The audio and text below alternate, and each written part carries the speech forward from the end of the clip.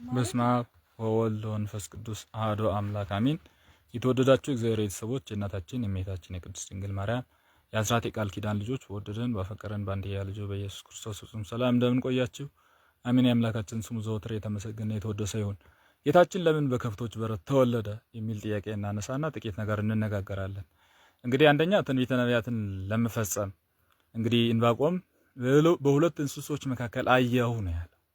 ስለዚህ ለነብዩ እንደዚህ ተናግሮ እንዲናገር ትንቢት እንዲናገር ሚስጥር ገልጾለት በከብቶች በረት በሁለቱ እንስሶች መካከል ባይወለድ ትንቢተ ነቢያትን የጠበቀ አይደለም። ትንቢተ ነቢያትን ያልጠበቀ ከሆነ በበጎች በር የገባ ሳይሆን በመስኮት የገባው ወንበዴ ነው የነበረው ክርስቶስ።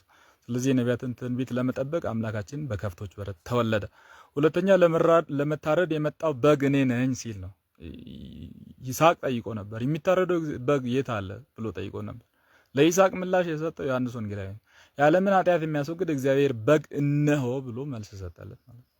ስለዚህ ለመታረድ የመጣው በግ እኔ ነኝ ሲል በከብቶች በረት ተወለደ። ምክንያቱም በግ የሚወለደው በከብት በረት ነውና በበረት ስለሚወለድ እርሱ ለመታረድ የመጣው በግ እኔ ነኝ ሲል አምላካችን በከብቶች በረት ተወለደ። ሌላው የሰው ልጅ የወደቀው እስከ ከብቶች በረት ድረስ ስለሆነ የሰው ልጅ ሞራሉ ወድቆ ከከብቶች በታች ሆነ። መዝሙረኛው ዳዊት ሰው ክብሩን ሳለ አላወቀ እንደሚጠፉ እንስሳትን መሰለ።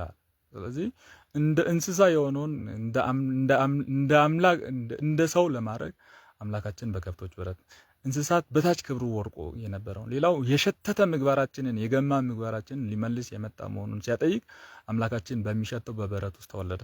ሌላው በሬ በህዝብ ነው፣ በሬ ይበላልና አህያ አትበላምና በአህዛብ በአህያና በበሬ መካከል መወለዱ ህዝብንም አህዛብንም ለማዳን የመጣው ነኝ ሲል ነው።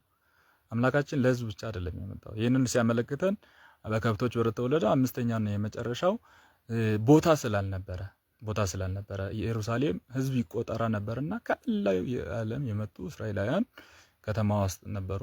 እዛ ቦታ አጡና እንግዶችን ማሳረፍ አልፈለጉም። እናታችን እመቤታችን ሲያዩ እሷን የገፉ መስሏቸው ከእርሷ ጋራ ልጇን ገፉ። እንግዲህ እመቤታችን የሚገፉ ሰዎች ማንን እንደሚገፉ ማሰብ አለባቸው። ክርስቶስን አብሮ እንዳይገፉ ጥንቃቄ ማድረግ ይገባል። ወስብሐት ለእግዚአብሔር።